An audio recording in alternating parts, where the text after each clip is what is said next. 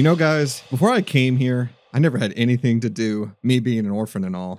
People always tease me for sitting around like some kind of pig or something. But here it's different. I can podcast and do a lot of things. You know something? I really love it here.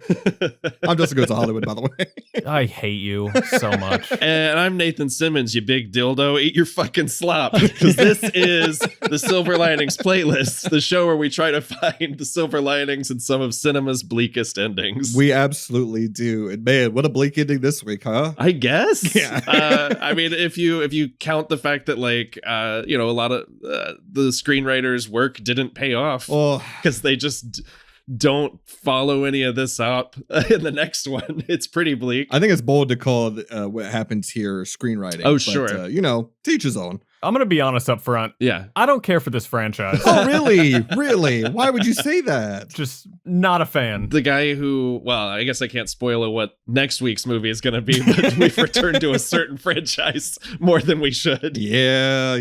Not a fan of that franchise either. That's good. Cool. So we're talking this week, Friday the 13th, Part 5, A New Beginning. The Part 5 is not in the movie, right? Not on IMDb, but it's on the poster. And I feel like I'm going to throw it in there anyway, just so everyone knows where we're at this point in the franchise. Sure. It's like a Turtles in Time type situation. There you go. Don't put this up there with Turtles in Time, you son of a bitch. That'll come up in a minute as well, actually. But, I thought if we're going to be talking about a franchise that has been this long and has had so many bombs in its history, that it only made sense to bring on an expert when it comes to movie bombs. Yes. So Nathan, you actually have the most experience with our guests. Yes. Do you want to do our introductions? Yes, please. Everybody give a warm round of applause for Brad Anderson from the Not a Bomb podcast. Woo! Yay! Thank you. Yeah, I think Nate and I have probably been to like second base together. Yeah. You guys have covered Friday the 13th at least once on your show, right? I was looking back. We haven't. Really? Wow. Okay. Fascinating. Because for people who don't know, Not a Bomb, we like to look at films that are bombed critically, but also financially. Yeah. And sadly, these films make a lot of money because they make them for dirt cheap. They do. So we haven't really had the opportunity to do one yet. But overall, I kind of like the franchise. I don't know why you guys made me come on for this one, but God damn it, Brad. We needed a counterpoint. Yeah. Sure. So that's why. So this was a discussion we had off mic because I will say I enjoy the Friday the 13th franchise. They are my least favorite of the big three of Halloween, Nightmare, Friday the 13th. Same. But it is fully fucking crazy that we are doing this as our first. We did Freddy versus Jason, but this is our first solo Jason foray. And it's got to be because it's like the biggest bounce of a blank check, right? Like to steal the parlance of another show. That's why I chose it. Yeah. That's why I chose it because, I figured we did Freddy versus Jason, which is not really a Friday the 13th movie. No. Not entirely sure it qualifies as a movie. You're right about that. arguably this might not be a Friday the 13th movie. Agreed. Well. Damn, Brad coming in hot. So I figured since we're almost 200 episodes into the show's history, we haven't talked about a Friday the 13th yet. Yeah. Why not talk about a Friday the 13th movie before we hit episode 200? And let's do the one that Jason's not in. Sure. Spoiler alert, everyone. Absolutely. Yeah, wait, just up top. Yeah. Because I haven't seen any of these movies in God knows how many years. Can someone explain to me why Corey Feldman's in the first scene? Absolutely. I'll be happy to. Oh, yeah. Go ahead. Go ahead. So I fell out so hard when he popped up on screen. So he's in Friday the 13th Part 4, the hilariously subtitled The Final Chapter, in which he plays a little boy named Tommy Jarvis, who inexplicably decides to shave his head so he looks like Jason Voorhees, and then stabs him in the face with a machete and murders him. That movie ends with the implication that 8-year-old Tommy Jarvis is now the killer. It seems that way. It sure seems that way. Wait, they Halloween Ford it? They sure did. They sure do. And in the same numbered entry as well. Yeah. And then this movie, he was shooting The Goonies, so they got him back for an afternoon of filming that they shot at his parents' house in the backyard with a rain machine. What? That's the cold opening of this movie, yeah. The other thing that's amazing is because of the jump in this movie, and then there are similar time jumps in the next one and a huge one in Part 7, by this point in the franchise, this movie takes place in like 1995. Yeah. Because like by necessity, by the time we get to Jason Takes Manhattan, we're like in the 2000s canonically. I hate this franchise. I should also mention, for those who don't know or don't remember, Or don't care. That's a good point too. So Corey Feldman only gets introduced in the fourth movie. Right. He has a cameo in this movie as well as being played by a different actor. Yeah. And then in the sixth movie, he's played by another actor. Right. And that's kind of the Tommy Jarvis run. Trilogy. Yeah. Yeah, Tommy Jarvis is also a Mary Sue. Oh, absolutely. Yeah. Especially in the next movie, for sure. Brad coming in hot. Well, there's that whole scene where he just runs at a TIE fighter and cuts the wing off. Yeah. So, Brad, I do want to ask you one question before we get really diving into this thing. So, as you mentioned, your show is you guys look at movies that have both critically bombed and financially bombed. In this case, this movie made money, but critics and audiences seem to come together and say, yeah, this is dog shit. Yeah. Which is why we get Jason in the next movie. So on your show, I listened to the episodes that Nathan's been on just as like a prepper for this one. So I noticed that you guys like to ask guests a couple of questions when they come on for the first time to like kind of gauge where they're at. Oh boy. So I wanted to ask you one of your own questions to see where you fit in with our show, because I don't know if you know this, but this question will relate to something that I'm going to tell you about in just a second. But Oh, God. one of your questions is, who is your favorite Ninja Turtle? Oh, God. This is going to immediately out me because he's such a douchebag, but it's Leonardo. Wow. Okay. You son of a bitch. Because everyone's like, like, oh, you want to be the leader, you got to be this type. And Sure. like, I just am. I'm the Leonardo. Okay. I wouldn't think like I'm brooding like Raphael, but no, I'm totally Leonardo. All right. I will say there is a Teenage Mutant Ninja Turtles event happening in Call of Duty right now, and the only turtle I got was Leonardo. Hell yeah, brother. All right. I wanted those katanas. What the fuck is happening in Call of Duty? We got turtles running around Vietnam. Like, I couldn't tell you.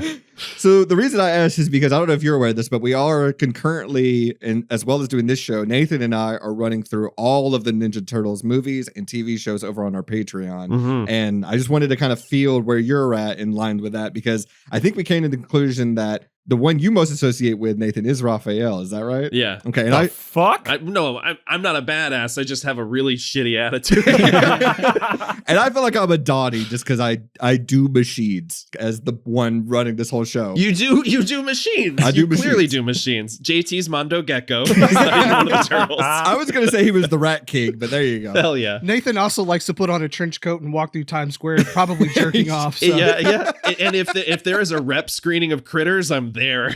And one other thing before we really dive into this movie appropriately, since this is a meeting of the minds here for the first time, Brad, Mally, I want you guys to know that you both have something very similar in common that I think you'll come to appreciate, Mally. Brad also loves it when kids die in movies. Hell yeah, I do. Oh, hell yeah, Brad.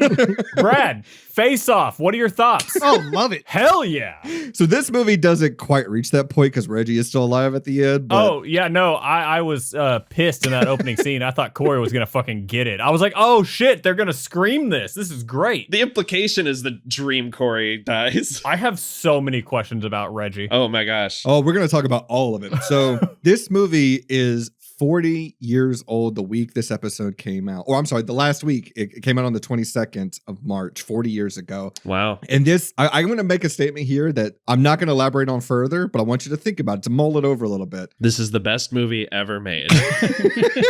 I want to fight somebody. So Friday the 13th, Part 5, A New Beginning, Mm-hmm. makes Halloween Ends look like Halloween 3, Season of the Witch.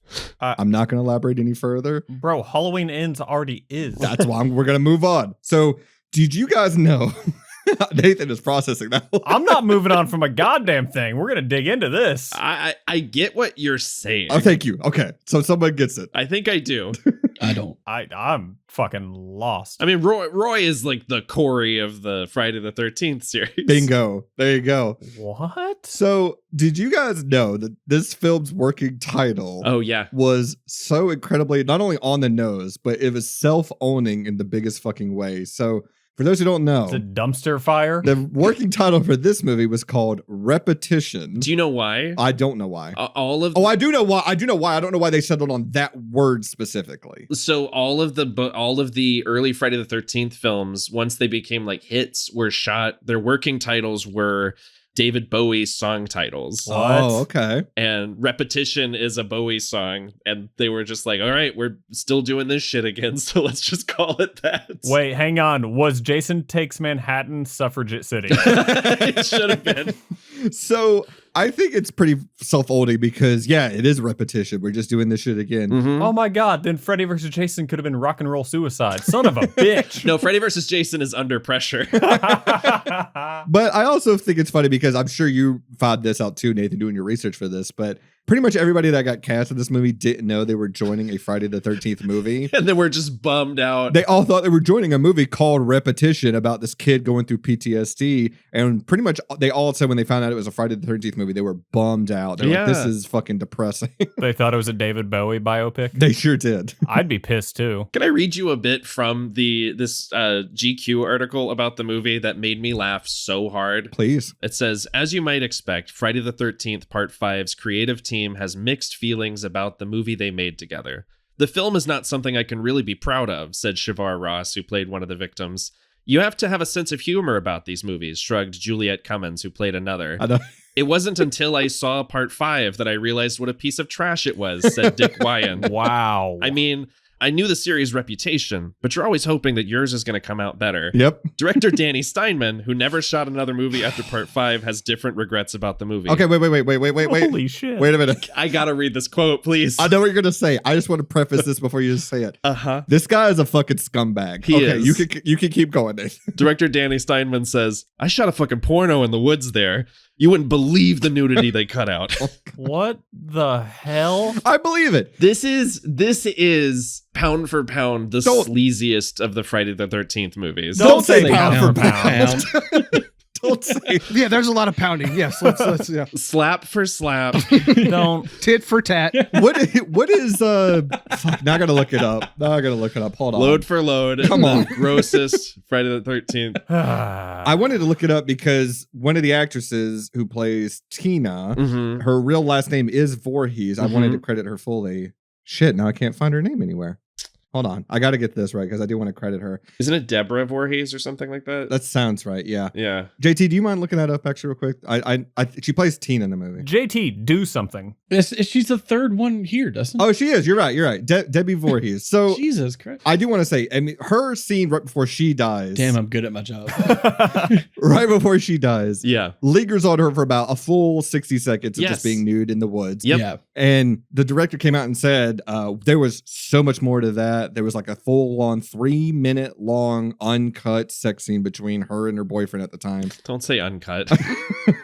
Uncut, raw. Well, we don't know. We don't see. And apparently the directions he was giving them during filming was even worse that we're not going to say. Yeah. It was bad. What you would expect to hear on a porn shoot is the kind of direction he was giving them, basically. They get into this a lot in the Crystal Lake Memories documentary where Yeah. they're just like, he made us really uncomfortable. Sounds like he got into it a lot there. Oh, ew. And apparently was on coke the entire shoot, Oh, yeah. from what I understand. Oh, this is a Coke movie. Yeah. For sure. The guy, Billy, I think is the paramedic that ends up getting killed in this car. I don't know any of the character names. Yeah. Well, he said that he The was... guy who looks like a Thomas Lennon character. It's so weird that his name is Billy. It does not look like a Billy, but Uh-huh. he's shown snorting something in his car, presumably cocaine. He said, Mhm. I'm the only one that wasn't snorting coke on that set because that was like baby laxatives is what he was snorting. That's funny. Yeah, the only one that's on screen doing coke is the only one that didn't do coke. Yeah. I love that. Yeah.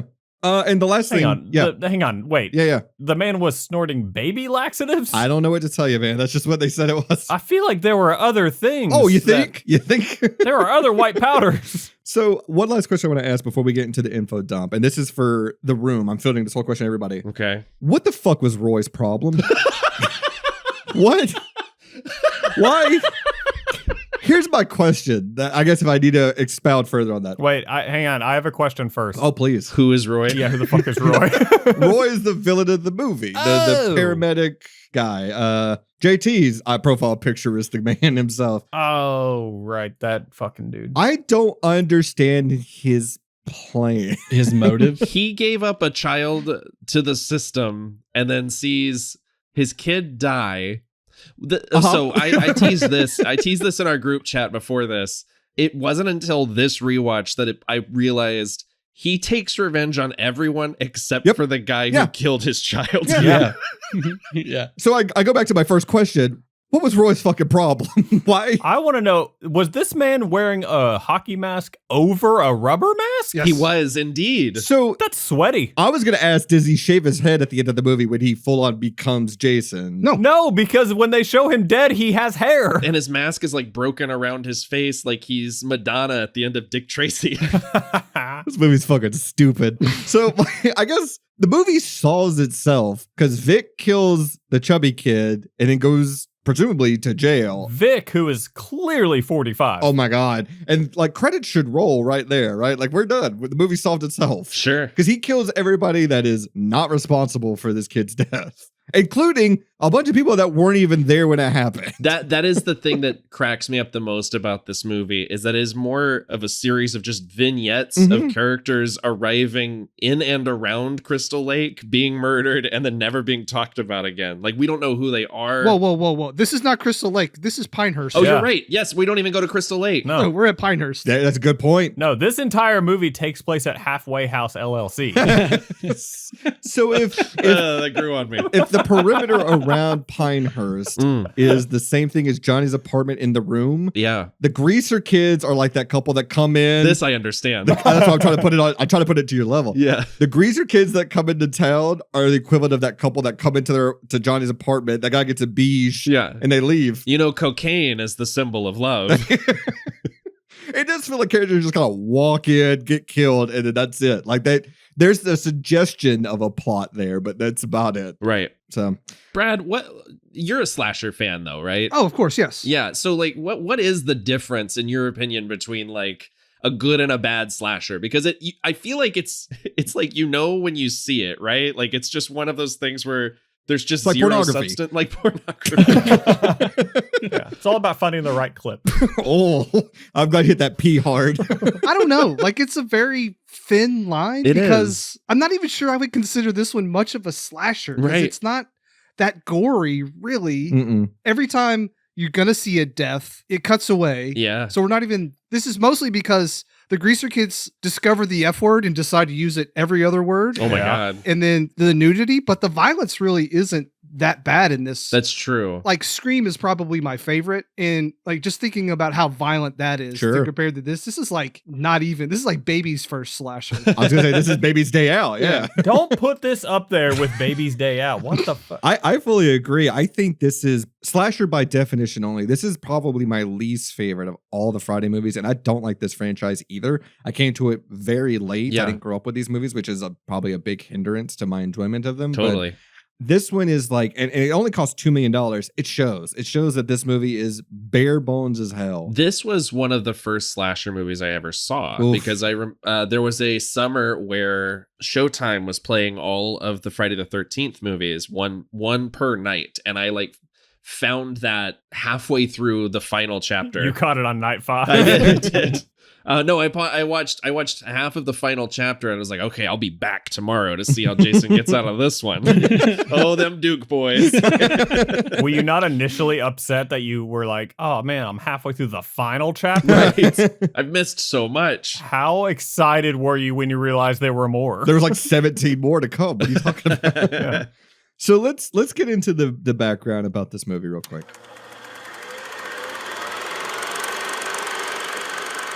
Point number 1, this movie's boring as shit. It sure is. We're going to talk about that too. But the year is 1985. It makes the good scenes the fun scenes really stand out. I was going to say there are no good scenes in this movie. There is one I will fight for. I think there's one good shot, and we'll talk about that when we get there. Okay, But all right. the year is 1985. Disagree on all points. The director, as we mentioned, is Danny Steinman.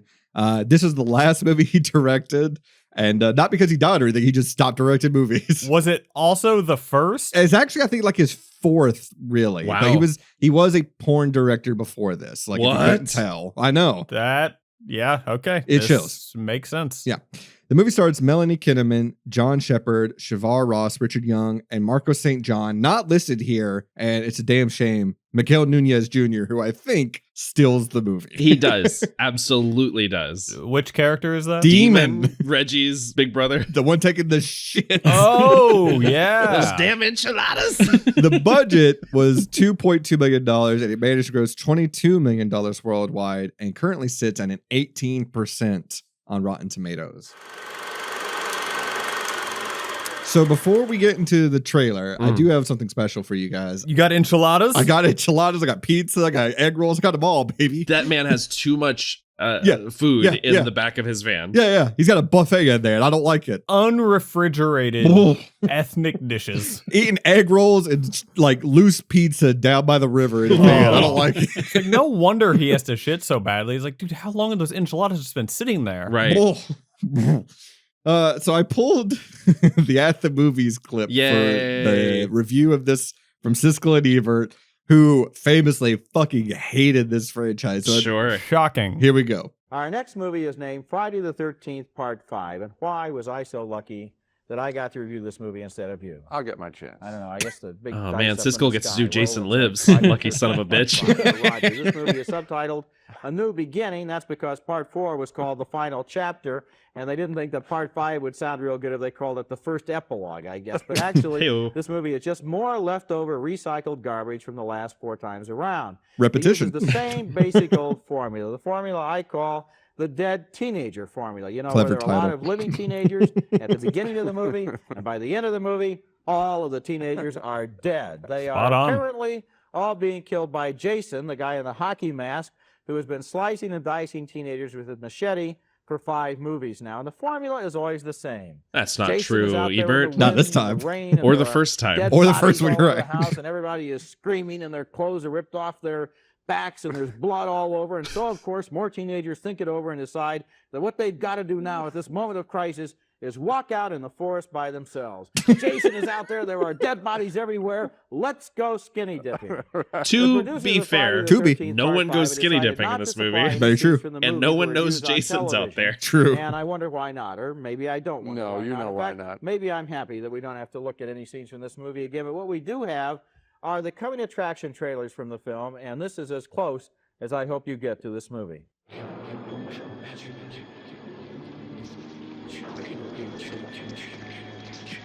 Are we going to watch the trailer twice? We're going to watch the trailer in the trailer. Are we getting meta with this one, huh?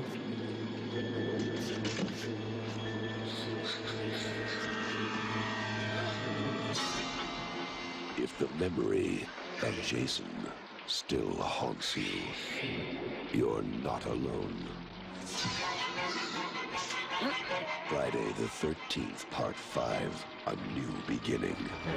Gee, it's really Love that cut. That's Under awesome. The wear and tear of the last couple pictures, you know, only a few scars. It's been burned, it's been sliced, it's been crushed. It's a dream sequence. And how does a guy like that go into a store and buy a new hockey mask? Okay. I mean, what do you The think he thing looks about like underneath Ebert the when he mask? didn't like I a know movie exactly what was I love to he give would away the willfully ending. misunderstand I it. don't Yeah. bet Like you there I was bet it was you a thing would he do it, but I did. don't know. Maybe I'll Drove me do it. The funny thing insane. is, there's nothing in that coming attraction trailer to indicate that Part 5 is in any way different whatsoever from the 4 other earlier Friday the 13th movies. And for that matter, there's nothing in this movie either that's any different from the first 4, really. I mean, there's one big Basically, but difference. Part 5 has done very well at the box office, presumably because the teenagers who go to these movies know that there is absolutely no danger that they're going to be required to think or imagine or experience delight or joy or self-discovery. Jesus Christ. I kind of agree with that. I kind of agree. A lot of dead teenagers.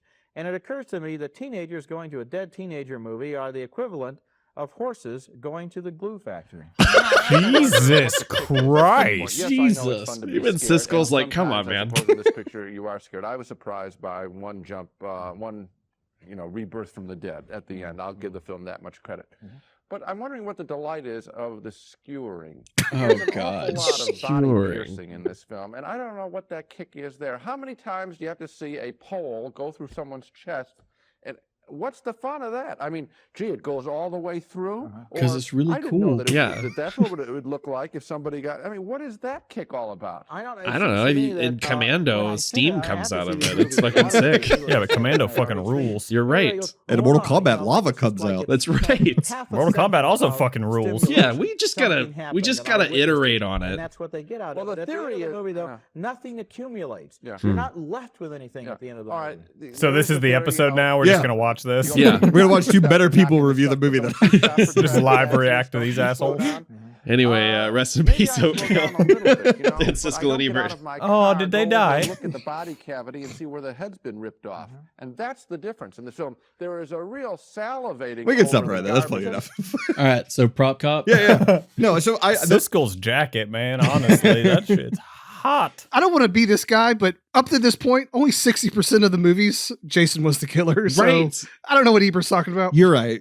Well, I think they famously hated this in contrast to like Halloween, Yeah. which I think they liked it and loved, but I think they saw this for what it was, which was this is just ripping it off. Horror was always a bit of a blind spot Sure. for both of them. Sure. Someday we will dig into the infamous Hitcher review. Oh yeah. That will not be today. Yeah. Well, no, I think they saw it for what it was, which this is, and admittedly by the creator of it, a ripoff of Halloween. Sure. And now they've gotten so far into the mythos that it doesn't really resemble Halloween that much. Yet they keep finding ways to intersect somehow with maybe Tommy's going to become the new Jason and maybe Jamie's going to become the new Michael Myers. You know what Right. I mean? And as we say this, I'm wearing a hat with the the thorn symbol from Halloween on it. So And this franchise goes in a somewhat similar kind of fucking path too. it does. Based off the title of the next movie, I'm guessing they also don't follow up with their new killer plot point, do they? They sure don't. Sure doesn't.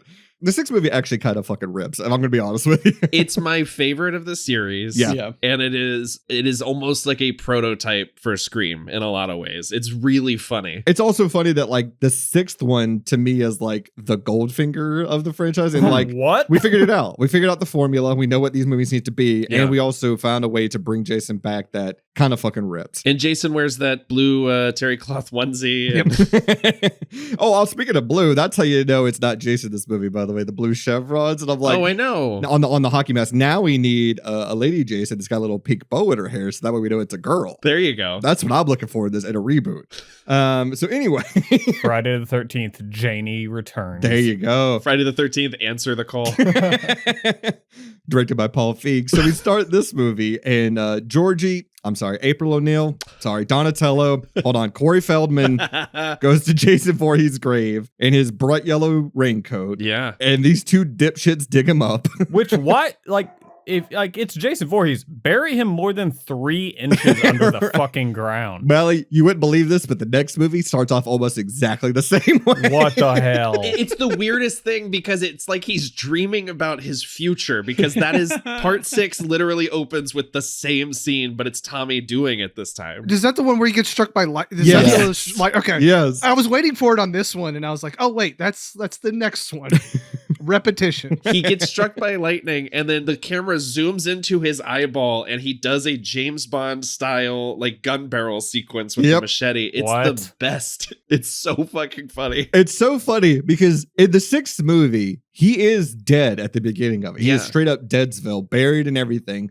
And then Tommy, played by a new kid in that one, is like, I gotta be sure, man. He's already been dead for years. Yeah. And he's like, I gotta be sure. So he's like, sure. Tommy would be what, in his 50s by that fucking point? Probably. he's certainly, he's drawing unemployment. Social Security at that point. So he goes to the grave and he's like, I'm gonna burn his corpse to make sure. And I'm like, brother, he's been dead for years at this point. And then he opens the grave, it starts to rain, lightning hits the corpse. That's how Jason comes back. And I think that kind of fucking rips. What the fuck? But like there was less to do in the 80s. You dug up corpses. I swear to God, we've had this exact same conversation at some point on this show. I swear to God, we have. You do a little bump and you go to the graveyard and you dig up Jason Voorhees. That's right. You snort some baby laxatives and you go drive up there. Yeah. I mean, these two guys sounded like they were having a great time. Oh, these guys are hooting and literally hollering. Yeah. And the improv dialogue here is killing me because it's just a guy who's like clearly not been told what to say. So he's just going, dig, get all the dirt off. Dig the dirt, move it. Well, that actually comes up a lot of times in this movie because a lot of the cast said the director gave them no direction. They just turned the camera on and he would immediately start snorting lines. So No. I know. This dude said yeehaw. The guy literally does say yeah. But the performances in this are so good. There's so much improv in this thing and it's not good. Like the guy Most scenes, like you could have just started like saying the lyrics to Chattahoochee by Alan Jackson, and I would not have been shocked. Like, oh, way down yonder. There's one character that improvs better than the other, but we'll get to that. Miguel Nunez Jr. Oh, see, to me, it's the lady in the diner who is just in her own Neil Simon play, like off to the side. So the diner scene, the greasers, they all have jack shit to do with anything. Yeah. But I guess we'll get there when we get there. I know JT you have, but did any of you other fellas play the video game at all that just got shut down a couple months ago? I did. Oh, fuck that game. Oh, I thought you were talking about the NES. I'm so old. I'm like, oh, NES. Yeah. Not the NES one. No. The newish one that just got cut down because of the rights thing. That's all I could think about watching this movie because I played a shit ton of that game. Yeah. It bums me out that thing's gone because it was buggy as hell, but it was fun as hell. And Pinehurst, I learned through because I played the game first and then I went back and watched all the movies. So I learned the lore through the video game. So those games try to bridge a lot of the plot holes. Like you can find documents in there and that tells you why certain things happen the way they did because they're just trying to make sense of it. Jesus Christ. they're trying to weave this web and it's not working too well. And then, yeah, man, we get the title because Jason comes back from the grave. He kills these two ding dogs and seemingly tries to kill Corey Feldman. Yeah. Turns out it's a dream. Tommy is on his way to Pinehurst, this mental health facility, and we get the title. And man, do you guys remember when titles would just explode onto the fucking screen? Yeah. It makes me laugh every time. And it happens in a few of these movies, but this is, I think, the only one where the mask rams the title. Like it's the Green Goblin truck from Maximum Overdrive. Oh, I was going to say it's like the two gloves in that Rocky movie where they just explode after impact. Hell yeah. That's Rocky 4, by the way. That's Absolutely. right. God, I hate this movie. I was like, this is not the franchise that needs exploding titles, but No. I'll take anything I can fucking get at this point. And the title sequences in these especially in the first half of the franchise are so interminably long And boring. and so boring. It's just white text on a black background. Oh, I fast forwarded through all of that. This is maybe Harry Manfredini's worst score for the series, and I'll take the disco version of the theme over this. Dude, why does the score sounds like it was ripped from a fucking Lifetime movie? It does. It sounds like it was ripped off from Bernard Herrmann, by the way, because the guy who wrote Psycho. Right. Oh, absolutely. This is exactly what this theme song sounds like. You know, you have a problem with your story when you're showing Tommy Jarvis and the character has to say Tommy Jarvis 4 times so the audience knows. Yeah. This is now Tommy Jarvis, not the old guy. The new guy is now Tommy Jarvis. And none of them have talked about this new patient arriving, so you get a sequence where a character gets to recap the ending of the previous movie. Mhm. I also just got to give a shout out to the guy who's just reading Playboy in the truck while they're taking Tommy to the to the institution. That's Billy. Yes. That's the guy that gets killed in his car. Yeah. I mean, hey, credit to him. I get car sick when I try to read in a car. I also think it's important to note who Tommy looks like Wait, in this movie. because Guy Pearce at the beginning of Iron Man 3.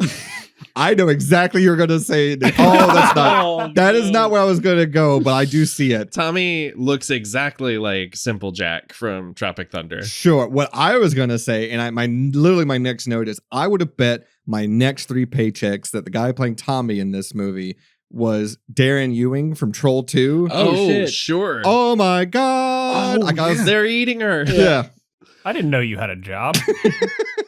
I could have sworn it was the same guy. I had to look it up, and I was disappointed to find out that it wasn't. But so Tommy, like I said, being played by this guy, John Shepard. It's a real problem when the protagonist of your movie doesn't fucking talk. Doesn't do. I mean, it's what Halloween 5 does. Yeah. They take away Jamie's ability to speak. And he is absent for, I would say, 40 minutes of the runtime of this movie. Yes. Oh, I was gonna say he's gone for like 90 minutes of the movie. You're probably right. I think the movie's only 90 minutes long. Yeah, he's in there for like 4 minutes. I know it seems impossible, but it's true.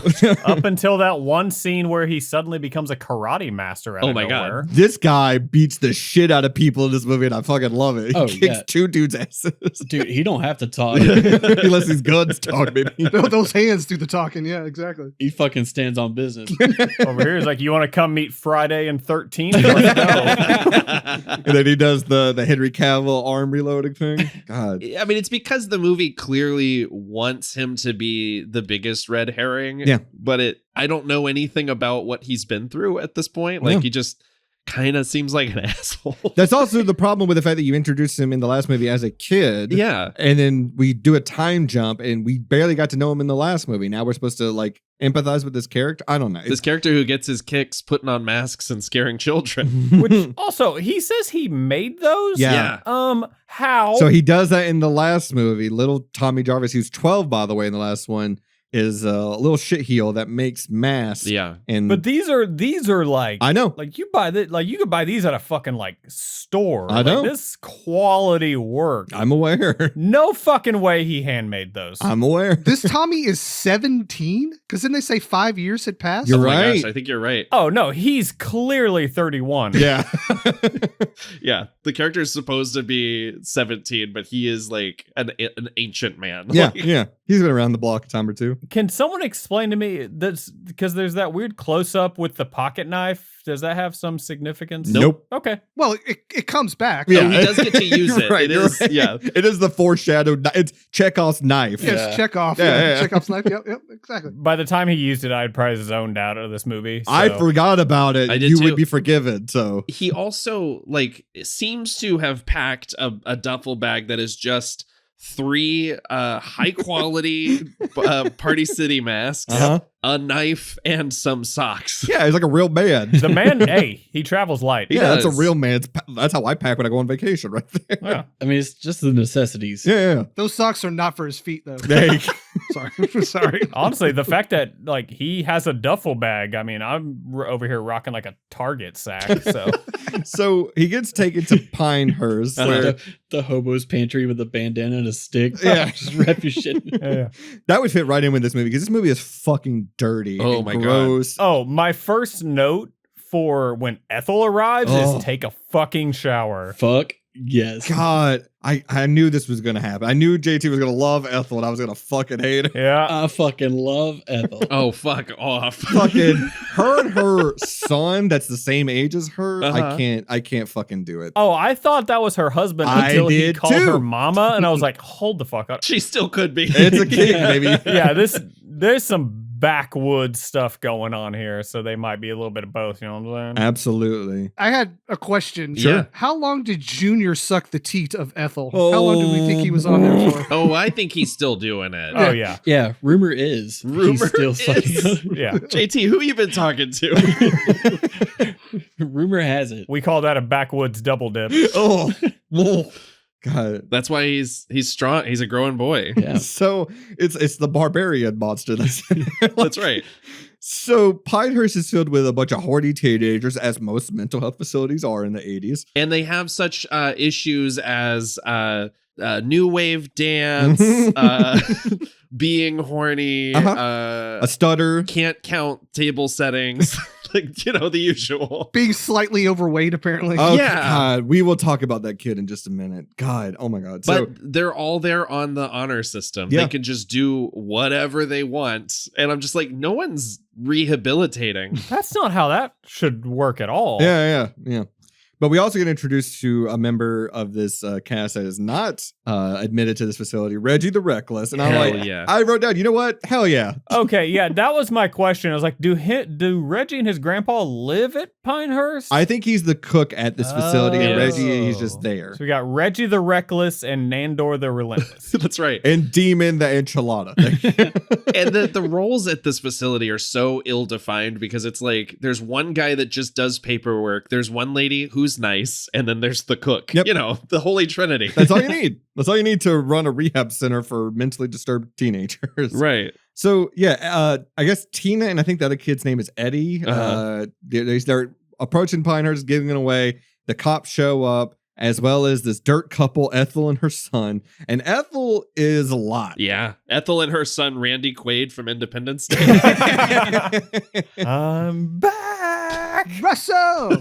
She starts screaming at the sheriff Yeah. that she found these two, Eddie and Tina, screwing on her property. Mm-hmm. And man, she describes what they're doing as screwing their heads off. And I'm like, that seems like you were watching for quite a while if you came to that conclusion instead of just saying they were screwing. The French way. And we see them we see them later, and Eddie's not lasting that long. Eddie's not a sensual lover. No, not at all. In and out. His idea of foreplay is, I have a joint I brought with me. Yeah. I mean, for some people, that's enough. There you go. But she says, she starts screaming at the sheriff about the fact that she keeps finding these kids on her property. Mm-hmm. Stop looking for them. Problem solved. Her dialogue here, she says, to the kids, these are teenagers. Yeah. You mark my words, and this is in front of the sheriff. The next little bastard that comes near my farm, I'm gonna blow your fucking head off. And then the sheriff tries to calm her down, and she goes, I got a bomb on me. She says, don't you touch me, sheriff. I warn you, I got a bomb on me. I swear to you. And I'm like, how many crimes does this woman have to commit before you put her in the back of the paddy wagon? I fucking love it. Listen, it was a pre 9/11 world. Yeah. You could have bombs. You could. You know what? It's funny you mentioned that. I actually just saw on Reddit the other day, there was a news coverage from the 80s of when they passed laws that said you couldn't drink and drive. Yeah. And it was interviewing citizens of this town, like what they took to the town. Like, hi, now I got to wear a seatbelt. I can't drink. What's this fucking socialist communist country? What's the fuck's the world coming to? And that's all I thought about watching Ethel here. I was like, that's the exact same energy. And then, yeah, I want to live for a brief moment in my life as blissful as Joey does. Oh, I know. Where I have not one, not two, not even three. I have 4 chocolate bars on me at any given time. Yeah. Just stashed in different pockets. And one of them's not even in a pocket. They're just kind of like how women tuck money into their bra. It's just like in his collar. I want to live that dream, baby. He just smile it away. DC, if you start being like Joey, I'm gonna go full Vic real quick. I would grant you the permission to go full Vic. Chop you up like a fucking Christmas ham. Well, just turn your camera off if you're gonna do all that. I'm gonna turn it on. Vic, who we see for the first time driving a bulldozer. Like, they let that guy drive the bulldozer. Chekhov's bulldozer. Yeah. The guy who doesn't even know how to chop wood. Oh. What is he doing? He's just taking his anger out on. Yeah, he's cutting it long, like in the middle, like not down. Yeah. It's chopping the long way. Yeah. And there's also plenty of firewood. Yeah. I don't know. There's like one shot. It's just as tall as Joey is. This is like the typical stereotype of like the angry husband. Like, I'm gonna go chop firewood. It's like we have so much firewood already. There's so much over here. It is a very soothing experience. I want to talk about this character without talking about the actor, because I feel like we have to separate them. But this character, God bless his soul, is written to be, let's just call it what it is. He's written to be fat and stupid. Yeah. But do we really have to have so many chocolate bars as well as having it smeared across his fucking face? I know. Like he just got ripped away from a human centipede. Do we have to have it this extreme? I mean, this character is in so many of these movies, like this archetype, but this is This is Shelley from the third one. It's Shelley from the third one. It's Franklin from Texas Chainsaw a little bit. Yes, it's definitely Frank. Yeah. But it's also, they're like, we will kill this guy 2 minutes after introducing him, so we gotta really lay it on, pardon my phrasing, thick. And they go like, it's the most awful, like, sequence in the movie. It makes me so sad. But it's the only part of the movie that I feel like is overwritten because they're like, we got to lay it on, as you said, thick. Yeah. How dumb this kid is. With 2 C's. How innocent he is and everything like that. But also. Well, his lines are like, well, geez, I don't know. Just because I'm an orphan don't mean I can't help you. Like.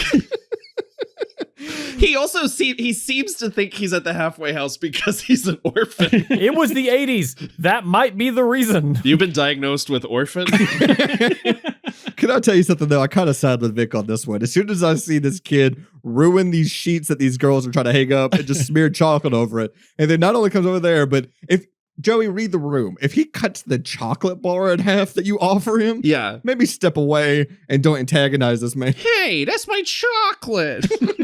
Why I oughta? He does have real why I oughta energy.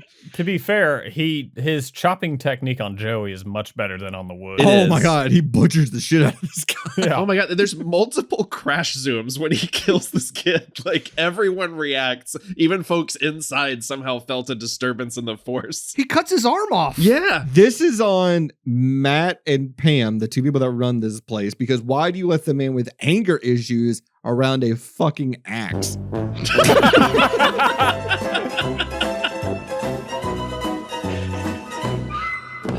Oops. Oopsies.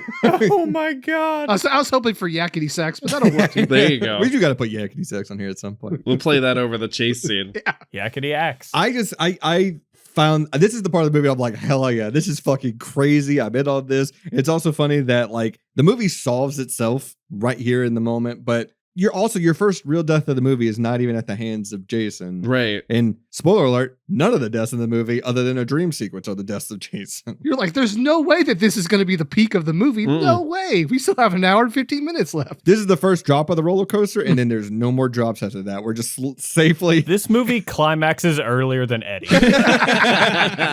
Oh, but anyways, the worst part is not only that this kid gets butchered to death, but then when the paramedics show up, the guy chewing bubble gum has the worst bedside manner and training I've ever seen for a paramedic. I reference this all the time, but he's the paramedic from Hot Rod, Yeah, basically. yeah. Give the old man a week. Yeah. But he pulls the tarp up around all these kids. Oh, I know. You see this kid's corpse just mutilated. Shows everyone the body, and he's just like, what do we got here? You bunch of fucking pussies. Like, it's so fucking crazy that's his response.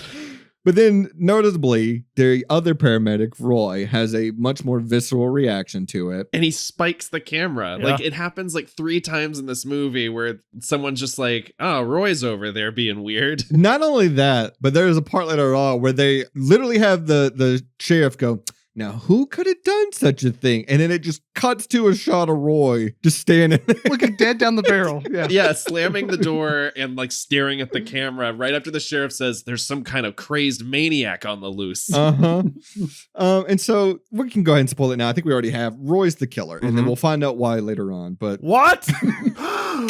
yeah, you're right.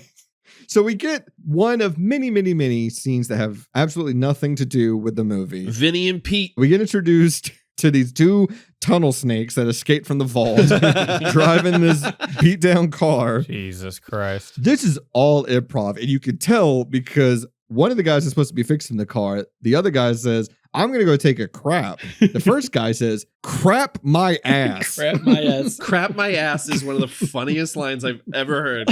Crap my ass. That's where it comes from. You're right. The kid that goes into the woods, Yeah. this is just Greaser Tom Holland, because this kid is baby-faced to shit. I love that they must have gotten the wardrobe first, right? And then they're like, okay, well then my character comes from this. My secret is I'm Brian Setzer, because this one guy is just in the front seat going, I don't have to tat. Like, it's so insane. He's like, come on, fix the car. We got to go meet Willem Dafoe at that diner from Loveless. We got to go meet him. This is also something I noticed on this watch. This is one of 2 times that characters in this movie go to take a shit and bring nothing with them to wipe. Yeah. They in the woods, baby. He says, I gotta go take a shit. And then he comes back later and I'm like, oh, this man brought nothing with him to wipe with. No. It's the 80s. You just do that. No, you couldn't. You couldn't do it then. I got news for you. He had his little switchblade comb. That's what he used. Yeah. It's a switchblade comb, but like a single piece of 2-ply pops out of it. I just want to use that excuse for everything in this movie. It's like, it was a different time, you know? Mm-hmm. And this just points to a bigger problem that these movies, especially this one in particular, I think is the worst offender. There is zero production design in this thing. They're literally just, this is why they're so cheap, because they're literally just out in the woods. Yeah. There's no set. There's no lighting really. Not a cell phone in sight. Just vibing. Just living in the moment. Taking shits in the woods with no toilet paper. And then, man, we get one of the first great deaths of the movie, I think. And this is the shot I was talking about. Oh, yeah. The kid that gets left behind, Jason, air quotes, shows up with a road flare and sticks it in this fucking kid's mouth. And this shot is fucking crazy. It's pretty fun. Pretty bravo. Yeah. Pretty bravo. It's not bad. He puts his flare in this dummy's mouth and just shakes it around. It's fucking awesome.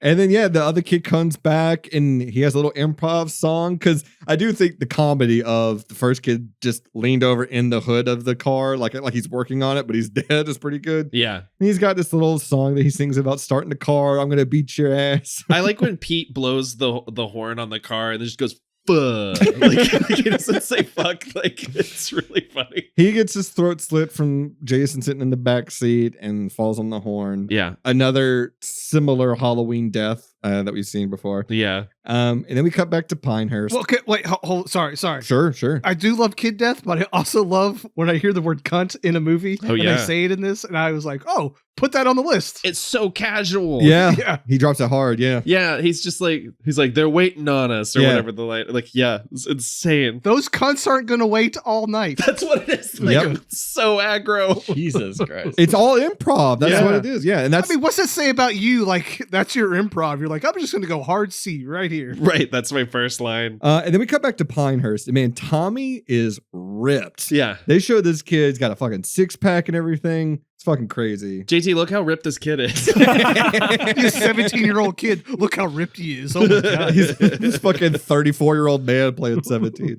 I'm not going to Google that. This episode's going to get us all arrested. Well, it's on Dustin's computer, so. Then we get introduced to Gramps. Gramps is kind of a fucking asshole. Yeah. Reggie asks to see his brother. Gramps basically says no. Reggie gets upset, and then Gramps just starts laughing maniacally. Yeah. Yeah. And also, like, they bring, they set the table for breakfast. And everyone starts giving Violet shit that she set too many places because she didn't think about the fact that, like, one person's dead and one person is incarcerated. Yeah. And Gramps says, I don't think Victor and Joey will be joining us this morning. And he says it with a smile on his face. Yeah. And Reggie says, or any other morning. And Gramps is like, Reggie. Well, also, here's the thing. He says you set one too many plates. Right. I think it's even maybe Robin that says that. And I'm like, Yeah. so that means they don't consider Joey a person. 'Cause that would have been 2 plates that they said. Well, Joey typically brings his own breakfast in his pockets. Yeah. He's got 4 chocolate bars in his pockets for his breakfast. It's all it's Pop-Tarts. Well, they made Joey eat on the floor. God damn my it. God. Joey, go to your beanbag. Go get your bowl, Joey. Sit pretty, Joey. Go lay down. So, something about Violet, and God bless, again, this movie was just run off of cocaine. Uh-huh. Nobody was helping this girl out at all, because she even said that, like, no one, like, I did my own makeup and everything. I had my own wardrobe. Yeah. This poor girl's hair is fried to shit. Yes. And I'm like, nobody cares on this movie. Nope. She looks like if Oh boy. she looks like if you put Susie Sue makeup on the Cynthia doll from Rugrats. Jesus. It really does make you question, though. Like, I would not say this for a movie normally that costs this little, but like, where did the money go? Where did the $2.2 million go? Because I'm not seeing The it. cocaine. You're Yeah, right, I mean, you're that's right. that's the John Landis way, right? Yeah. You just put cocaine into the budget. Yeah, you built it in. As a production accountant, you'd be surprised. This kid comes in, I think it's Eddie. He's got Tommy's mask on. Yeah. He starts giving him shit. And then Tommy just bodies this fucking kid. Fucking suplexes him through a table. He scares Tommy and then punches his shoulder a bunch, and then nobody stops him until Tommy flips him over a table. Is that fucking Hannibal Buress joke where he's like, I hate my cousin. If one of you started beating up on my cousin, I'd let you get 3 hits in before I go, hey, get off my cousin. Yeah. Like, I'd let you get a couple hits in first. And then, oh my God, we cut to Ethel and Junior. Real glimpse into Nathan and Ashley's home life. Oh yeah, we're just screaming at each other. She's throwing stuff in a pot. I'm talking about how good the stew is. Oh no, in this context, Nathan, you are Ethel. Oh yeah, that makes more sense. Uh-huh. This fucking stew. I would not feed this stew to Joey, let alone to Junior, because this stew is the most disgusting looking thing. What the fuck is she putting in that stew? She's like just breaking whole carrots in half and then just chucking them in. Like, Yeah. It's like when you see like a Bugs Bunny cartoon and Yes. he's in the boiling pot and they just start dumping everything. Yeah-da-da-dee, They start putting everything they can in there. This shit looks disgusting. And this dialogue, she calls him a big dildo, eat your fucking slop. yeah. Oh my God. Which is what the producers were saying to audiences. Yeah. Like, okay, you want more Jason, you fucking dildo. Yeah. She's screaming to him as he is screaming while riding a motorcycle through the woods. There's no fucking way he can hear her. I know. And we get introduced to this other guy that literally has no point in this movie. I thought this was going to be the most interesting character in the movie. The guy who shows up and he's like, you got any work? I need a meal. Yeah. I was like, oh, what's this now? This seems interesting. Where's this going to go? And then she points a gun at him. She tells him to clean all the chicken shit out of the coops. He goes, I'm just here to earn a meal, ma'am. And I'm like, okay, somebody would like, that can talk normal. Right. I mean, God bless him. The man's got more holes in his shirt than Joey has in his body at this point. I just wrote down, I was like, is this just, Jesus. why don't we just call this Garbage People the movie? Everybody's got dirt on their fucking face. And I don't think it's illegal for us to call it that. Oh, you know what? I'm going to put this episode out. No one's going to listen to it. No one's going to know what the fuck we're talking about. There's no rule that says a dog can't play basketball and we can't call this movie Garbage People. But everyone's just fucking gross. There's dirt on people's faces. They're just shouting and yeehawing all over the place. This seems like this would play better in a Texas Chainsaw Massacre environment than it does. It does have big Texas Chainsaw energy. Yeah. Reminder, this takes place in New Jersey. Are you sure? Because I'm pretty sure like Ethel lives right down the road from me. I mean, Crystal Lake is in Jersey, but do we know where Pinehurst is? That's a great question. Yeah, you're right. Let's find out. Florida? Are we sure it's not Florida? I would not be. This feels more like an Alabama place. It's someone from Alabama, I would tell you. I mean, there's all those signs that say "Don't say Jason" around town.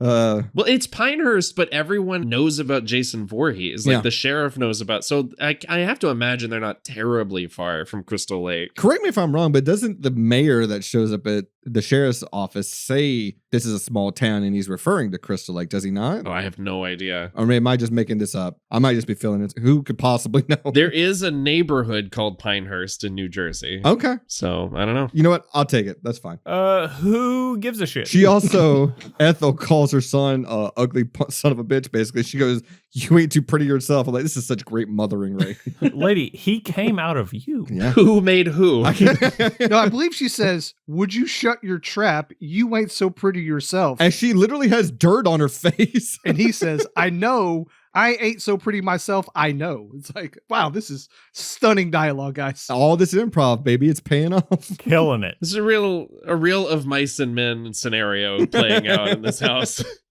It is so clear that they didn't have enough story for a full-length feature movie, and they're just Are you sure? Because I'm now pretty we cut sure. to Billy the orderly picking up his girlfriend from the diner. Yeah, that old couple that we've grown to know over this movie. If anything, they had too much story. And this whole sequence is just cutting back and forth between the two of them doing bits like while they're alone. Like she's alone in the diner. She's just saying, I'm going to a party. It's showtime. She flashes herself. Yeah. Billy's doing like magic card tricks while he's cutting up coke. And berating this woman for like a full 30 minutes. Yeah. Just honking on the door. Hey, let's go. Where you at? Let's go. Come on, you broad. You know that old saying now that like TV shows today are just movies stretched out over 8 episodes? Yeah. Could you imagine if they did that with this movie? They're like, we're going to do a limited series. Jesus Christ. It's Friday the 13th. Don't worry. It's only the 5th movie. Right. This is the diner episode. Get ready.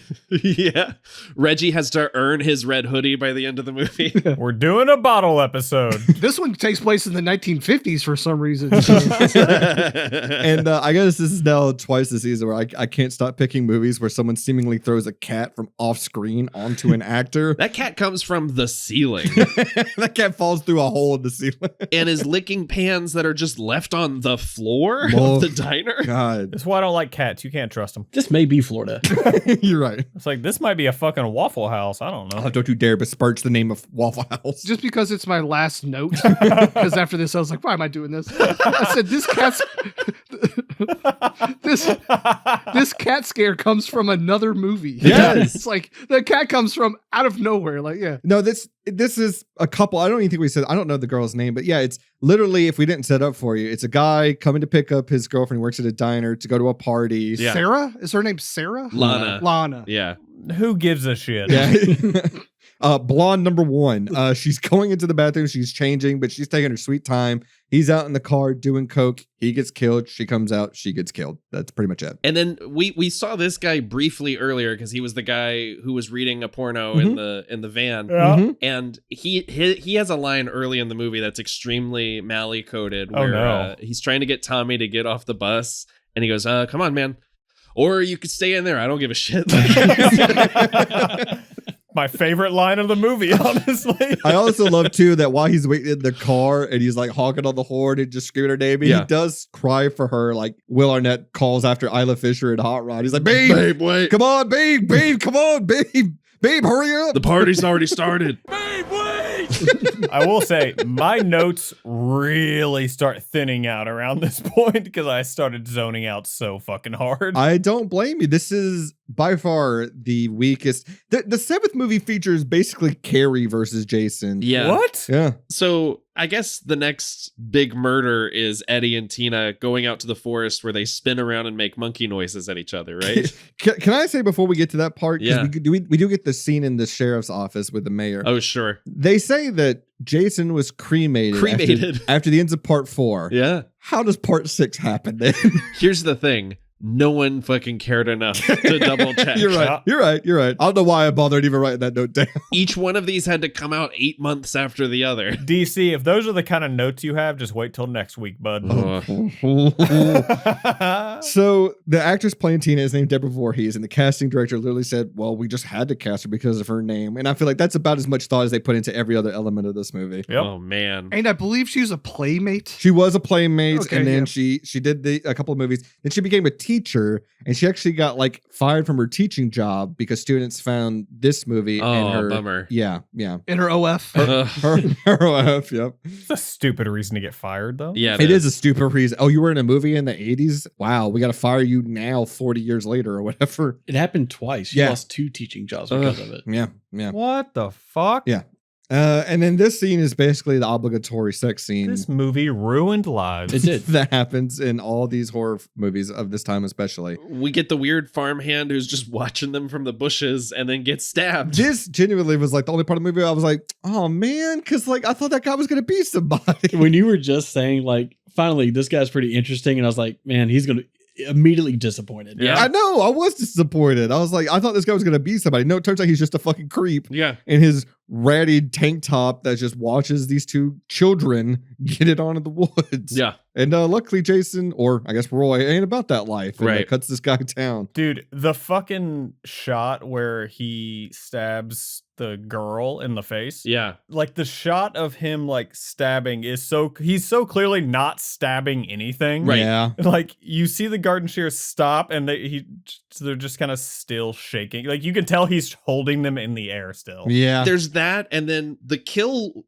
conceptually, the kill with the belt and the stick like tightening around this guy's face. No, that stick would have broken immediately. It would, but also he gets him because the kid, Eddie, leans up against a tree, and then I guess Roy reaches over an entire tree. Yeah.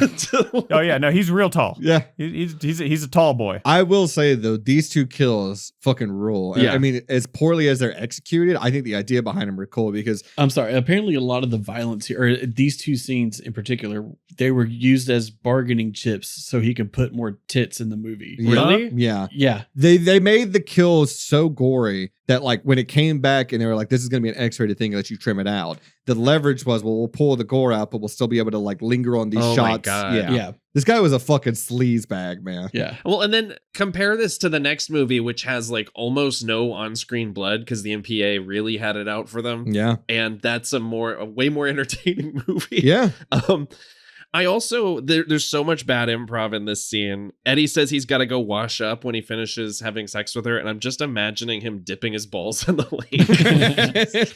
So yeah, he goes to leave to clean up. She is fully head to toe naked. He's still in jeans. He's got his fuck jeans on. He's got his fuck jeans. I wrote that down. Yeah. Hell yeah. He goes to clean up. While he's gone, she gets stabbed in both eyes with a pair of gardening shears. And not only that, Roy then like snips some clothes, which I don't even need to see it. I like the fact that we don't until later. Like, I thought that was a pretty great death. I agree. But then Eddie comes back. He finds a really cool stick that he finds in the woods, and then he immediately throws it away. I'm like, you got to keep that stick, man. You got to keep that stick. I mean, that's a cool lightsaber or something like that. Right. You know? Be Gandalf. Be Gandalf. Yeah, exactly. Would have been good defense against Roy here in a second. But he gets back and he finds her body, and before he realizes she's dead, he goes, I'm back. What is this? Sleeping? Good dialogue. Great. Well, also, like, he doesn't hear her scream when she gets killed. Sure. He comes back. She's dead. We see the effect. It's pretty good effect.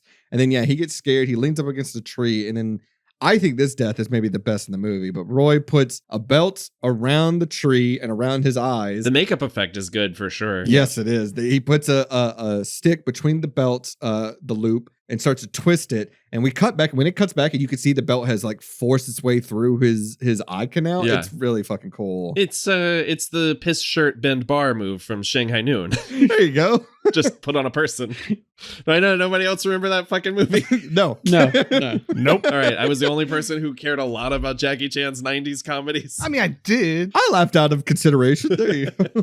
It's a great fucking death, man. And I think it maybe is the best one in the movie. But then we get introduced to the MVP of the movie for me. Now, I know you guys were going to say in the group chat that Ethel might be the MVP. No, I was going to say Demon is the MVP of the movie for me. Demon is the MVP. Miguel Nunez Jr. So this is Reggie's brother, who he said he wanted to go visit. Star of Leprechaun 4. And Return of the Living Dead. And Joanna Man. The Joanna Man. Yep. Jesus Christ. And it should be a crime to only introduce him halfway through a movie because he steals it. And have him in 2 scenes. It's so terrible that they do this to this man. But I just wrote down, we have got, and I've said this before on the show, we have got to bring Jerry Curls back. Because this dude looks fucking great. I mean, you're the only one with I'm the working link on for it right now, bud. I'm working on it. He provided his full hair, makeup, wardrobe, everything. Hell yeah. All the rings. Yeah. Yeah, he brought all the rings from home. Probably the van and the enchiladas. He probably provided all that. He stole that from catering. I mean, the thing is,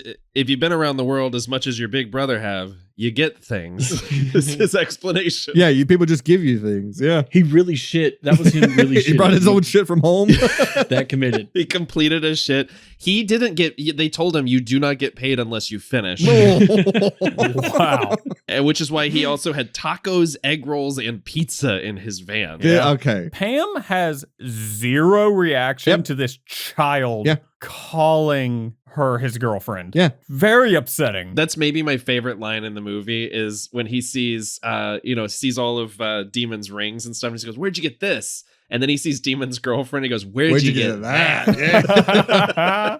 The kid crushes it. He's so funny. Demon rules. He's got this sweet leather jacket. He's got his dangling earrings. He's got Jerry curls. He's rocked the fuck out. He's got this girlfriend that's in the back smoking pot when they pull up. He's dressed like Prince. Let's He just really call it what it is. is. That's the only reason we like him. He really is. Well, he's like Michael Jackson's Bad meets Prince. Yes. Yes. With a side of Eddie Murphy Raw. Little bit. He's literally living in like a van down by the river. He is. Yeah. And Pam is nonplussed getting into this fucking smoked out van. Yes. As would I, honestly. Demon starts hitting on. If Demon rolled up at the corner right now, I'm in the van. Absolutely. I might hop in for a bit for an egg roll or two. But he literally, this has to be improv too, because Pam is sitting there and he goes, "Hey, are you hungry? Do you want a slice of pizza?" And he picks up a piece of pizza. It's like Goldmember when he's like, "Do you want a smoke and a pancake?" He's like, "Do you want a pizza? Do you want an egg roll? Bong and a blitz. Do you want enchiladas, tacos?"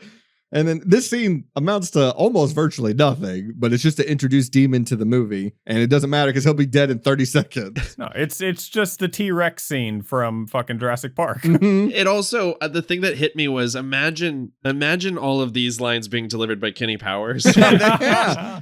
I got fucking everything you need in this van, hombre. And so while this is happening, there, when Reggie's visiting his brother, Tommy came with them. He's just kind of walking around. He gets entranced by a neon sign. He sees the sign outside the motel, and you think he's about to go, like the kid from The Wizard. He's like, California. Like, he just starts walking towards it. But the weird thing about this scene is he's sitting there looking at the sign. He hears a motorcycle horn. He turns, he sees a headlight approaching him. He kind of puts his hands up. And then it turns out Junior's riding it, and he starts laughing maniacally and goes, "I got you, didn't I?" What? I'm like, "What'd you do? You rode your motorcycle up to me." What was the joke? It's that classic prank where you park your vehicle. I'm pranking all the time. Dude. I prank everybody all the time. Every Wednesday and Friday because of street cleaning, baby. Pranking the whole neighborhood. Yeah, I hate it because downtown they just did some new construction, so now it's paid pranking during peak business hours. Paid pranking is the biggest scam of all time. It is. Oh no, the worst is fucking like you go over to West Hollywood, the fucking permit only pranking. Yeah. God, it fucking bugs me. I had to pay to prank one time taking Priscilla to the hospital, and I about lost my fucking mind. It's fucking crazy. I will fully only call it paid pranking. This is besides the point, but if you Google Friday the 13th and New Beginning cast, you know what gives people their picture and their name? The guy that plays the guy in the tank top, the shitty tank top, you got to see this man's picture. Let me just kind of roll this over here real quick, but look at these pictures, man. They're mostly from this movie. Oh my God. Oh, look at him. Look at this guy. Oh. That's his picture. Look at this guy, the stuttering guy, Jake. These are amazing. These are some incredible pictures here, man. I mean, of course, they got to do my boy Joey terribly. Oh, Joey. But look at Victor's picture. It's just Joey with an accent. Oh, Lord, he coming. He's not even in the picture. And then Corey Feldman looks like a ventriloquist dummy. Like, he does. This poor cast. Big shout out to Richard Lineback in this movie. He's Deputy Dobb. Oh yeah. Yeah. It's like, oh, I know that guy. He was in Speed. Oh, yeah. Yeah. My favorite movie of all time.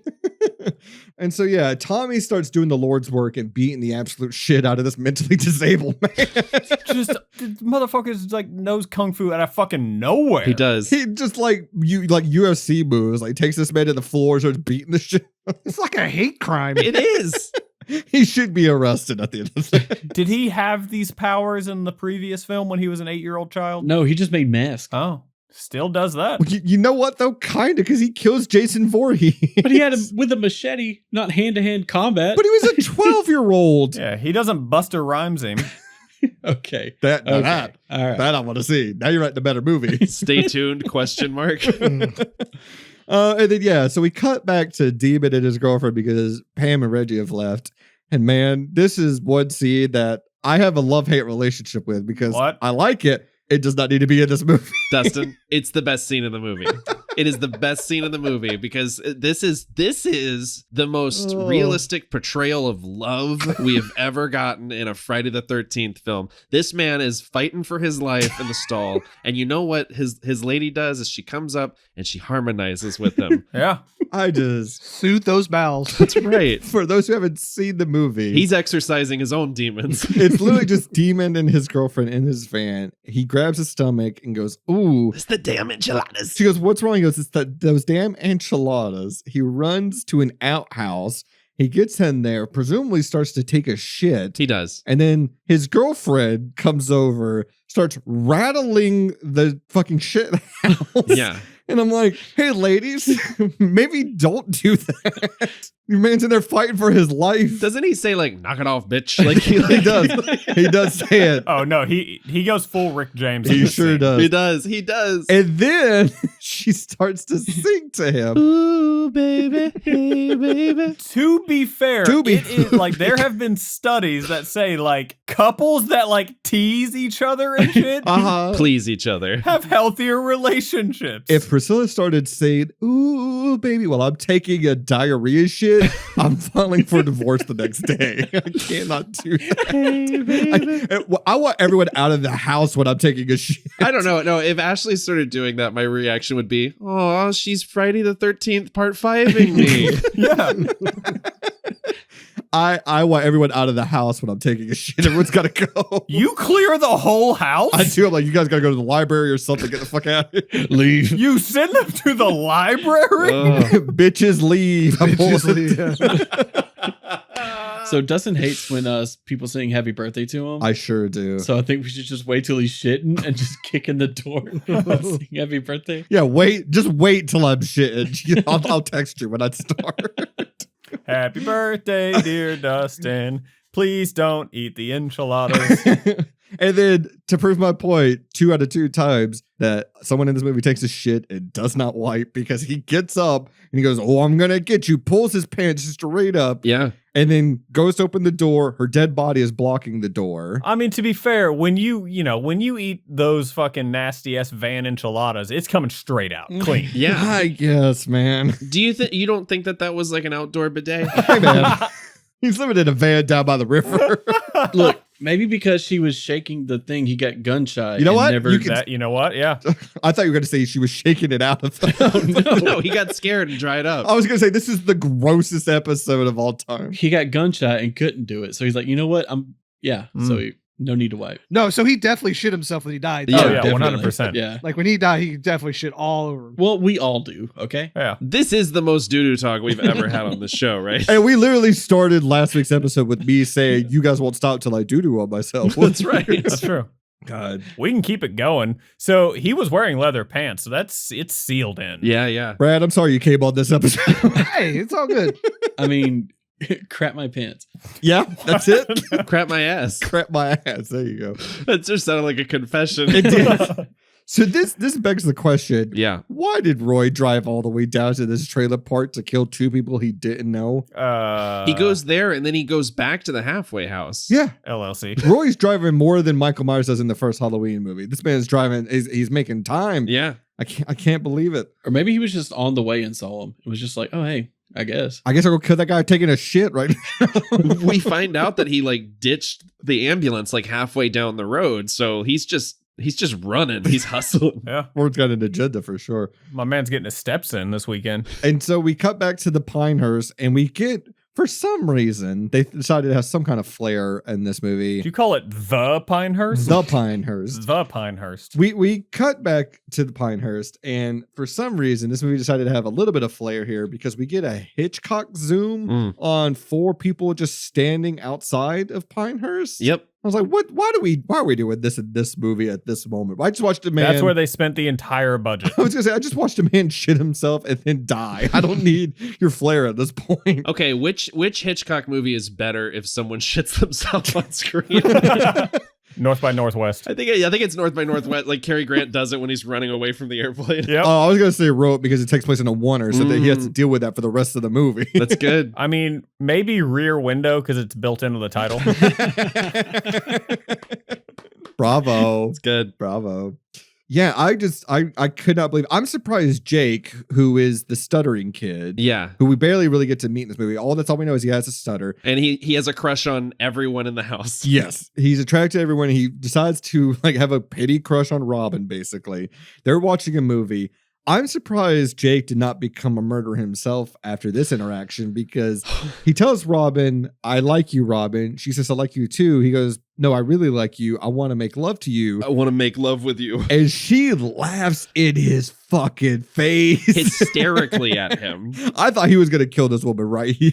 So then he goes upstairs and then tries to talk to Violet about it. Yeah. I do have to throw out right before this happens, we get, for my money, the funniest kill of the movie. Oh, please. Which is Junior screaming and doing donuts in the yard. Oh, God. And then getting his head cut off. After being beat up by Tommy. Yeah. Yeah.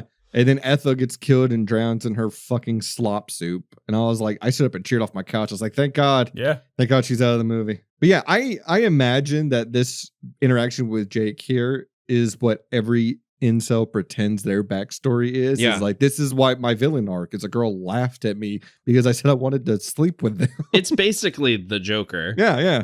So he gets killed after he goes to talk to Violet, who is doing her Devo dance in her room that she choreographed herself. Would you believe it? Yes. It's like new wave crumping. Like I've never seen anything like it before. She said it behind the scenes though. She's like, yeah, I choreographed it myself. And I was like, oh, did you now? It gives Crispin Glover's dancing from part 4 a run for its money. So that, Mally, is a reason to at least see part 4, revisit it. It's Crispin Glover's dancing. Absolutely. I'm not gonna do that. I'll send you the clip. I'll save you 2 hours because that movie's also like unnecessarily long. I also thought it was funny that there's a sign in the hallway outside of Violet's room that says, positively no handball playing in the hallway. I'm like, oh, positively. Oh, good. That wording choice got to me.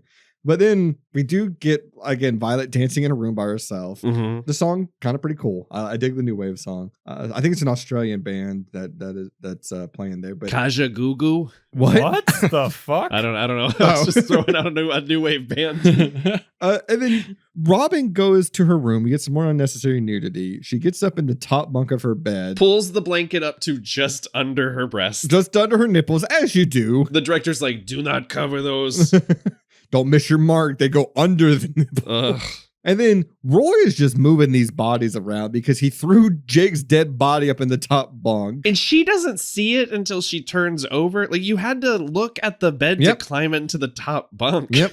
And then he gives her the Kevin Bacon death from the first movie with a spear through the bottom. And then he takes those 2 bodies and moves into another room. Yeah. And we're a fucking hour and 10 minutes into this movie before we actually see, quote unquote, Jason, because Reggie comes in. He notices that all these women are dead and stashed in a room. Yeah. Reggie probably sees his first naked woman of all time, and it's just in a house that Jack built style pile of dead bodies in the bedroom. No, he's definitely fucked up after this. Yeah, that's a weird kink he's got after this. Oh yeah.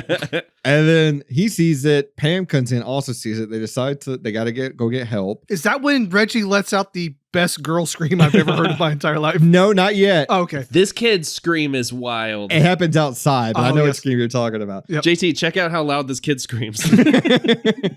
Jason/Roy bursts through this fucking door like the Kool-Aid Man, and it's fucking awesome. It is so funny. The durability and super strength of this regular paramedic who, is like somehow invulnerable. It's so wild. And then he chases them outside. Of course, it's raining. And of course, Pam's wearing a white shirt.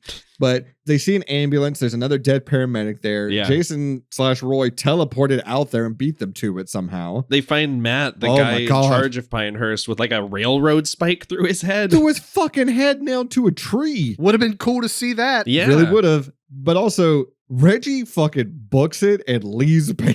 He does. This boy dips into the woods. He does. God, it's so fucking funny.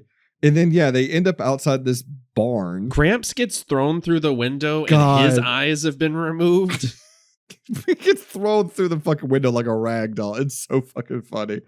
And then, bras don't exist in this universe because poor Pam is having to run her outside in the rain in her white shirt. And I'm like, I guess bras are illegal in the Crystal Lake / Pinehurst area. But you know what's not? Fucking bulldozers. Well, she falls in the mud. It takes her 47 minutes to get up from the mud. Yeah. Which happens to be a minute longer than it is for that tractor to hit him. Yeah. Okay, Roy getting hit by this bulldozer is exactly Michael McDonald and Austin Powers with the steamroller. Like, Oh, yeah. he had all the time to get out of the way. When Reggie bursts out driving that thing, I thought this was about to turn into a Transformers crossover. Hell I got yeah. so fucking excited and then immediately got disappointed. He rams this middle-aged man down in a bulldozer. Who then gets back up and has like a giant slice through his stomach. Like he is bleeding out. I wrote in this one, I'm like, Roy, you gotta start like picking your battles. I'm like, how badly do you want to keep this charade up of, oh, I'm Jason Voorhees? I'm like, you're not a zombie, man. You're gonna die. Right. He doesn't even like react vocally like a person would. He doesn't really react when he gets chainsawed later on. Yeah. It's fucking crazy. Walks it off. Man's man. I would be like, ow, stop it. He stands up. He's like, "Oh my god, ow!" Time out. Pam burst out of this barn closet with a chainsaw. And then there's machete on chainsaw action. Not enough sparks for my taste. He's kind of casually fighting her. Yeah, he's like, stop. It's just like, it's like Billy Madison squirting him with a hose. She cuts his arm, and then they escape up into the attic of the barn. Her and Reggie. Roy's chasing them. Tommy shows up because he's been absent from the movie. He's been gone for 45 fucking minutes. He took a fucking nap. Tommy is both remembering when he killed Jason, but also there is an unidentified other male adult voice that is just going, remember. Yep. Remember. Yep. And I'm like, what the fuck is that? It's James Earl Jones. Remember who you are. Remember, You're Tommy. Simba. Remember, you gotta remember that. And so he shows up. He starts freaking out after seeing Jason finally. Doesn't do much. Nope. Doesn't do fucking anything and lets Jason attack him with the machete. Yeah. And then he takes out the pocket knife, Chekhov's pocket knife. He gives him such a little like boop with the machete though, just like And then seemingly faints. Yeah. And just passes out right there in a pile of hay. Yeah. Which gives Reggie the opportunity to take his first life. So at this point, again, you got to remember, this is a human man that's going through all this, who's seemingly just bleeding out all over the fucking place. Yeah. He took a chainsaw to the right arm. He sure did. He'll skin your ass raw. And then, he chases Reggie and Pam up into the roof of the attic. Yeah. And Reggie does take a life, but Tommy does help. Goes and stabs him. He falls, and he seemingly gets the Jamie Lloyd death in the producer's cut of part 6. Then he falls on those farm spikes. Yeah, those farm spikes are just littered all over the place. Okay, as someone who grew up on a farm, that is, that's actually, something to be scared about. And you're like, wow, it's Tobey Maguire. He's Spider-Man. He absolutely pulls the Spider-Man one, like... It's just the kid. It's just Roy. All we needed was Roy going, oh, as he falls. But then somehow, because, Jason, quote unquote, is dead there on the thresher or whatever. Yeah. Somehow, not only did the mask fall off because it fell off when he fell, It exploded off of his face. the mask explodes outward. Yeah. So you can see that it is Roy. And It's one of those load-bearing latex masks. it's also because no one in the movie remembered who Roy was. And even then, seeing this man's face, I'm like, who? Well, and then we get the sheriff telling us what happened, and he's literally just like, I don't fucking know why he did it. Well, to be fair, the ending of the movie, the ending of the movie is he's got Roy's wallet. Did you guys notice anything strange about this wallet? No. He has a picture of himself in it. He has a picture of himself in it.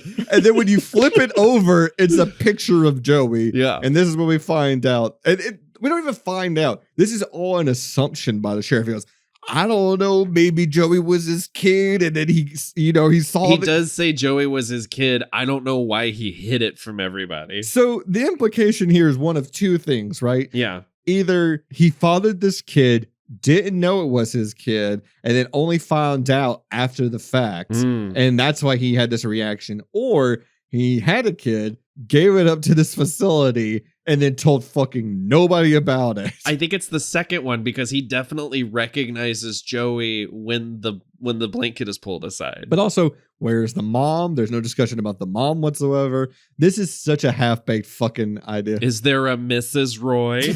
Well, the counselor guy mentioned that he was abandoned as a kid and something. I can't remember what it was. He said, who knows where the father's at? Who knows? Maybe his name's Roy. We don't know. We put our finest therapists on the case to try to solve why he's an orphan, because apparently that's a disability. And the picture in his wallet was taken right before this event. Right before he died. Oh, yeah. You can see Vic in the background swinging the axe. That's the picture.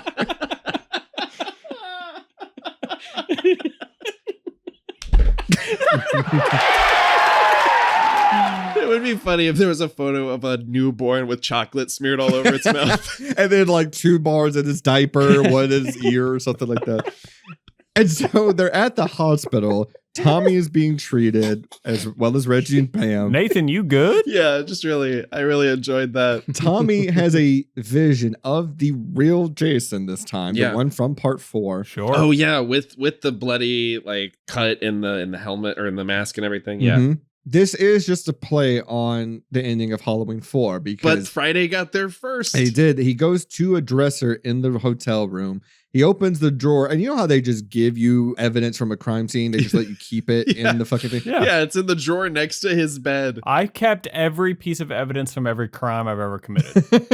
That's not good. You should get rid of that. But anyways, he goes and gets the mask and I guess a kitchen knife as well. Mm-hmm. He has a vision of himself killing Pam, which seemingly doesn't amount to anything because the end of the movie is going to do the same thing. But Pam comes in to see Tom because she hears a noise and he seemingly like dipped out the window of this hotel room because it's broken glass everywhere. The door closes as she's looking at the glass. He's there with a mask on and a knife. And the glass is inside, so he would have gone outside, thrown a rock at the window, then gone back inside. Yep. And I guess Vic seemingly gets away almost scot-free from killing Joey. I will say my one memory of this movie from watching it when I was little was the final scene of like Tommy. Sure. That was the only, so like halfway through this movie, I was like, wait, isn't it Tommy? Like, what the fuck? Yeah. And then so like when it was revealed as Roy, I was like, oh, maybe I misremembered. And then the ending happened. I was like, no, I didn't. It's such a lazy kind of ending because I think the better ending would be commit to it and cut during the vision of him actually killing Pam. Yeah. Like, don't make that a vision, make that what actually happened. But don't worry, it totally pays off in the next movie. You're right. No, it's a real like hat on top of a hat type thing. Yep. It's like, what the fuck? It's a Roy mask on a mask situation. Yeah. Mask on a mask. And that's Friday the 13th, a new beginning, which it kind of is because it's also a new ending because this never comes up again ever in the franchise. So like, wait, so is Tommy just like normal in the next one? Yeah, basically he's like, I gotta kill Jason, but other than that, he's pretty well adjusted. Yeah, and he's a different person. I gotta dig up a body and burn it, but yeah, other than that, he's completely normal. Yeah. He has to dick up a body? Yeah, man. Hey, Jason looking mighty fine in that hole. But he's completely normal. Completely normal. You know what's funny too? I'm thinking back to our Hell House LLC episode, who also had a character named Joey, who was also played as like this like larger goober guy. And I'm like, the parallels connecting these movies for sure. That's the only one, but we can move over to Prop Cop. So if you're new to the show, Prop Cop is where we're going to look at all of the props in the movie that we just talked about, Friday the 13th, Part 5, and we're each going to take one for ourselves. So, Brad, you're our guest for this episode. Is there a prop from the movie that you think would be cool to own in real life? Absolutely. So, I'm going to say like the dining hall. Okay. There is a painting of a purple cow on the wall. Oh, I missed that. Yeah. Oh, it's when she's like setting the table. Yeah. Oh, it is the ugliest looking purple cow thing I've ever seen in my entire life, but I want it so bad. Amazing. I got to pull the movie up now. I got to see this thing.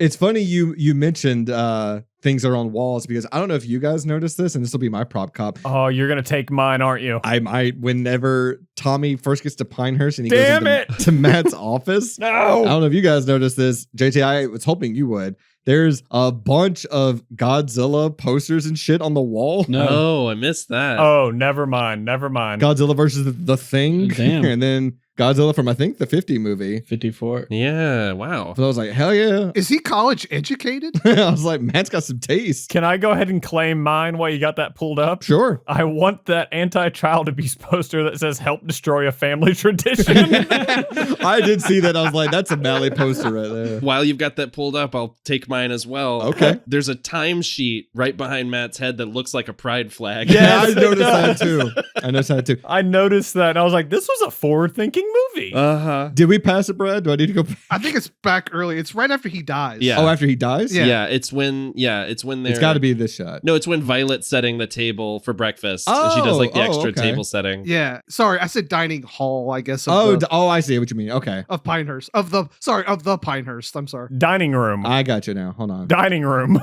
Yeah, here it is. It's a scene. There it it is. Oh, there my it is. So God. good. Oh my god. That is majestic. Wait, is that a Popeye hit? Popeye vase up here. Shit. There's all kinds of trinkets around this house. You guys notice the astronaut statue that's just on the shelf? Yes. Oh, yeah. So many tchotchkes. It's like the preface for like the MTV Movie Award statue. It's the prototype. Someone's a hoarder. Mm-hmm.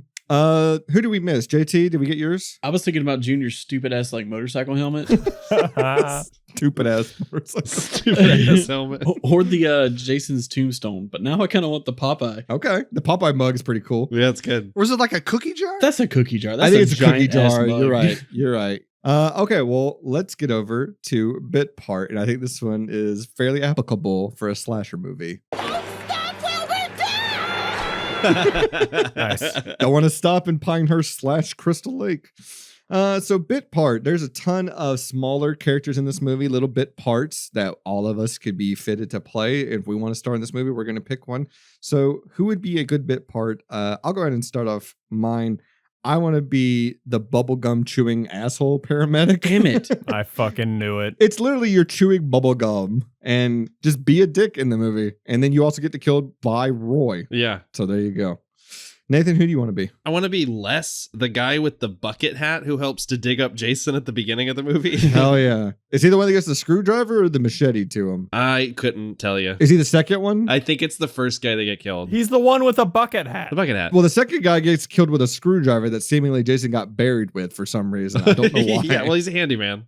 Brad, is there a bit part that you think you'd be fitted to play? So I did have bucket hat, but I'm gonna cheat. This person's not in the movie. Oh. I want to be the Pinehurst meteorologist because apparently during the day it's 75 degrees and sunny, and then at nighttime it's just a monsoon. It's the easiest job in the world. Every day sunny, at night monsoon. That's great. Weather's on the 9. Oh, this definitely takes place in Florida then. Yes. This is our first like theoretical bit part. I kind I of dig love that. Yeah. Can I throw out another theoretical bit part? Sure. The coroner who was apparently paid to not cremate Jason and just sign a paper that says, yeah, I fucking did it. Yeah, whatever. I got rid of that zombie. Who gives a shit? Mally, who do you want to play? I don't really want to be any of the human characters in this movie, so I don't know, just fucking make me a tree. You want to be an enchilada? Would be that outhouse? Nope. How about the tree that Eddie gets killed on? We'll make you that one. Okay, sure. There you go. Or you could be that cool stick that he finds that he immediately throws away like a loser. Oh, apparently the dogs agree with me too. Yeah. I thought that was Mally's response. Dean was like, stick? Nathan, who do you want to be? I still want to be the bucket hat guy. Oh, sorry, you did it. I wasn't sure if I got everybody. JT, did I get you? Are you who I forgot? I was going to be the paramedic, the bubblegum chewing, but I had Richard Lineback as my backup. Okay. Well, we got to do it, fellas. We got to give these people a silver lining to Friday the 13th, Part 5, a new beginning. Mm-hmm. Anybody want to go first? Yeah, I'll go first. Reggie's brother learned his lesson about keeping enchiladas stored in the back of a fucking van. That's good. Yeah, he won't make that mistake again. That's for sure. Also, because he's dead. Well, Nathan, what's yours? Tommy's cured of his hallucinations. He seems to beat them. So the silver lining is he's cured from his hallucinations. He's graduated to full-on murder. Yeah, but now, he seems at peace. Okay. You know, it's the logical next step. Yeah, I agree. I'll give you that one. Joey seems to be at pieces. Hey. Bravo. I wrote that Roy and Tommy were seemingly so bad at being Jason that the real one had to come out of retirement for the next film. Yeah. That's good. Kind of a meta one. Brad, any suggestions? Yeah, if you ever wanted to see a proto Karen get destroyed, Ethel gets a good death in this movie. Yes. Damn. Yeah, that's what you get for threatening teenagers by shooting them in the fucking face and killing the cops. Yeah, Ethel got killed before she could participate in January 6th. Yeah, exactly. Yeah. Or the first World Trade Center bombing. There you go. Oh my God. Jesus. More like Oklahoma City, maybe. Oh, There yeah. you go. There you go. She said I have a bomb on me. Baby. I believe her, honestly. Yeah. Yeah, she's definitely told someone not to tread on her before. Oh, for sure. Which is funny with all the dirt on her face. It looks like someone did. It looks like someone did tread all over that fucking face. JT, what's yours? The cat made it. Yeah. Because I was trying real hard to find a silver lining. Reggie's completely fucked up. Yeah. There's no justice for Joey. I was like, I don't know. Justice for Yoey. Well, to be fair, we don't know what happens with Vic. He may go on to trial and be found guilty of first-degree murder. Ooh, not in that county. Yeah, you might be right. I don't want to even get into that. Let's talk about a pick-me. Oh, God. So let's say you watch Friday the 13th and you were so fucking scared of Tommy Jarvis as Jason that you're like, guys, I need another movie. I need a double feature, something to balance things out here. What's the movie you should watch after you watch this one? Yeah. I went through a couple different choices and I think I landed on a good one. So I'm going to pick another fifth movie in a franchise, and you may be a little confused when you hear what it is, but I can explain. Element. It's the fifth movie in a franchise, and funny enough, it has the word machete right there in the title. Oh. And I'm going to go with Machete Kills. And I can see some wheels turning. I'll go ahead and tell you. So Are you saying it's technically the fifth Spy Kids movie? It is. Yeah. I was going to say it's the fifth Grindhouse movie because there's Death Proof, Planet Terror, Machete, Hobo with a Shotgun. Oh. Machete Kills. Right. Easy to forget Hobo with a Shotgun, but It technically sure that's is. part of it. So there you go. Honestly, I thought you were saying it was the fifth movie in the Spy Kids franchise, and I was not arguing with you at all on that. Either or. Mally, what are you going to watch? So Ethel has a line when she first pops up referring to these kids as nothing but trouble. Oh, so, no. I mean, 1991, No. Yeah. nothing but trouble, baby. Very similar aesthetic in Yeah. that movie, too. Oh, just another garbage movie. God. Okay. That movie fucking rules. Nathan, what are you watching? I really enjoyed the mistaken identities and death in this movie, so I would follow that up with Life of Brian. Okay. Brad, what are you watching? And I'm going to camp, but I'm going 1987's John R. Cherry film, Yes. Ernest Goes to Camp. Hell yeah. Hell yeah. Is that the second time Ernest has come up as a pick-me-up this season? Yeah. Okay. I think, wasn't that a pick-me-up last week? One of these is JT's. I can't remember. He recommended an Ernest movie not that long ago. I think you did Scared Stupid, right, JT? Scared Stupid. Yeah. Yeah. That might be Hell House, what you recommended. Yeah. Well, to be fair, that's not out when we're recording, so I did not infringe on anyone. Sure. JT, what are you going to watch? Another not Jason Friday the 13th movie. Jason Goes to Hell. Oh. Okay. If you love Friday the 13th but hate Jason, these are the two movies for you. There's one dude out there that's like, fuck yeah, JT. We are going to do that movie eventually, but oof. I almost put it on the schedule this season, and it's so funny to read interviews with the writer-director who was like 22 at the time and was like, I basically turned my fan fiction into a movie. Oh, it shows. Yeah, it fucking shows. Yeah. It does. Coming to 4K from Arrow this year. Yes, Really? it is. Arrow, there you go. Jesus. That and Jason X. Yeah, I'm so stoked. Jesus Christ. I definitely pre-ordered them both, but whatever. Hell yeah.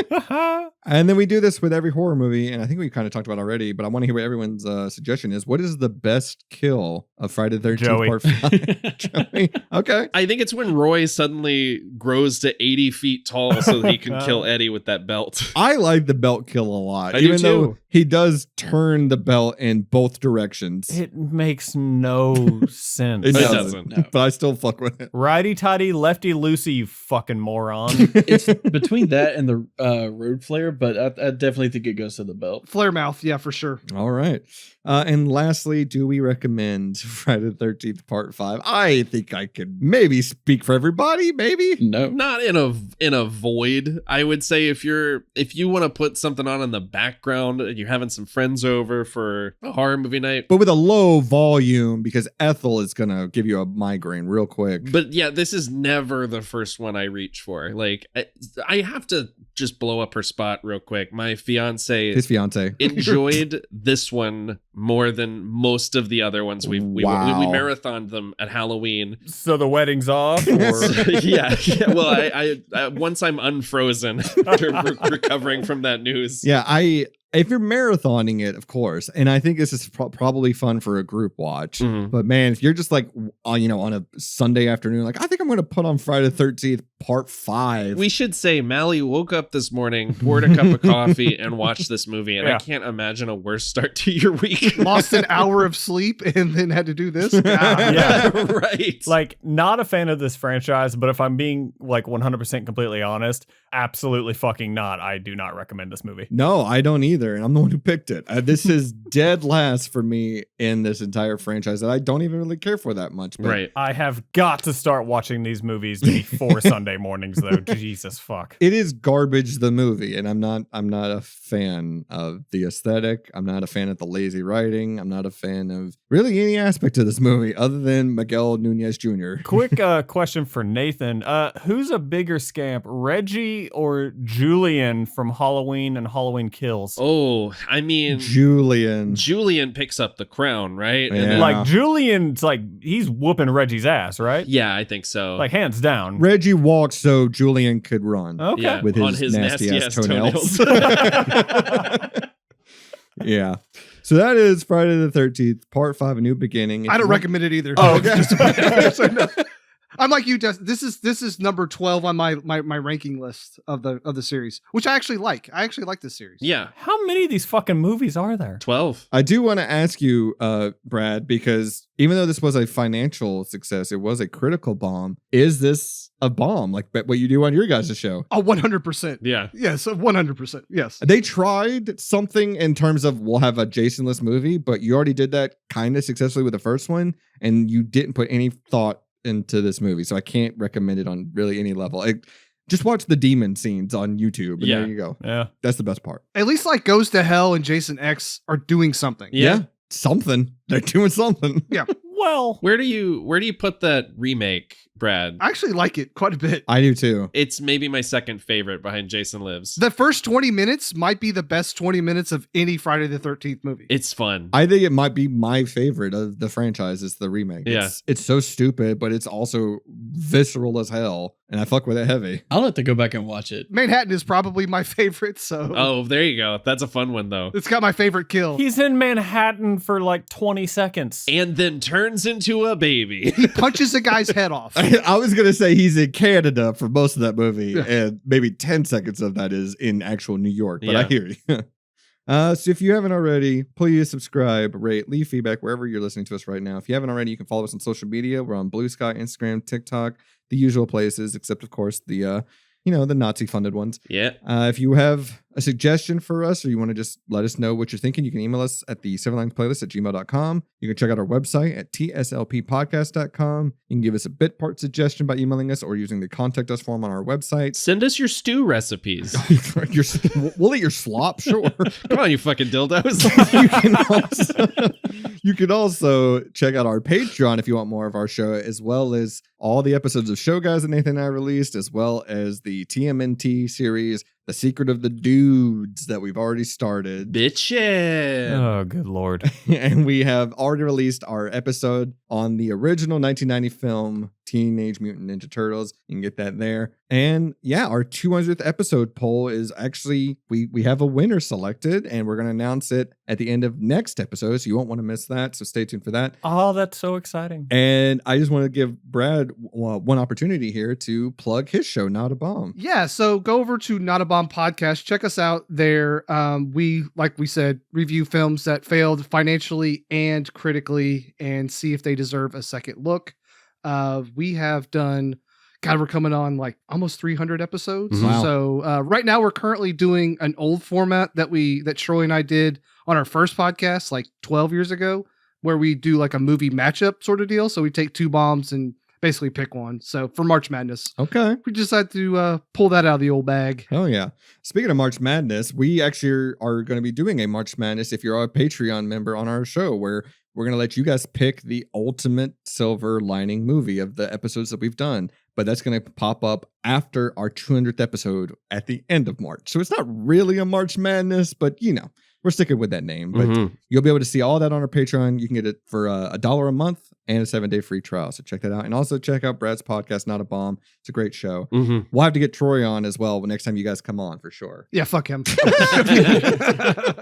And any other final words, fellas, before we get to our clue for our 199th episode? Nope. Okay. Go ahead, Mally, give us your clue.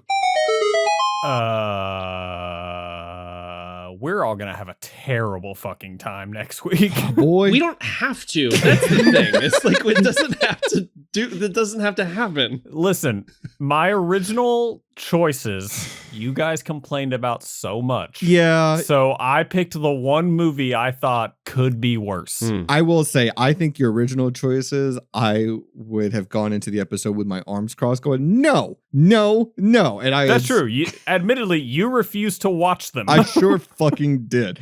And I will say, as much as I probably am not going to like next week's movie because I haven't seen it yet, at least it's probably a movie.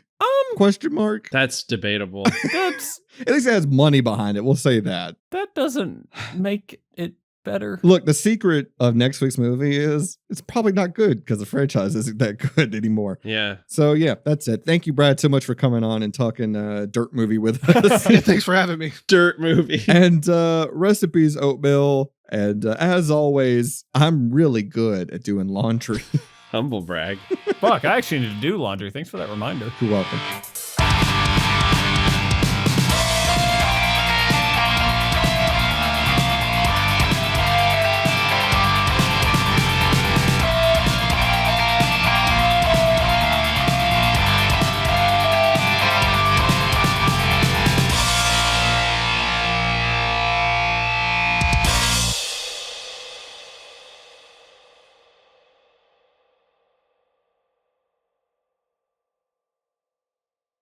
Ooh, baby.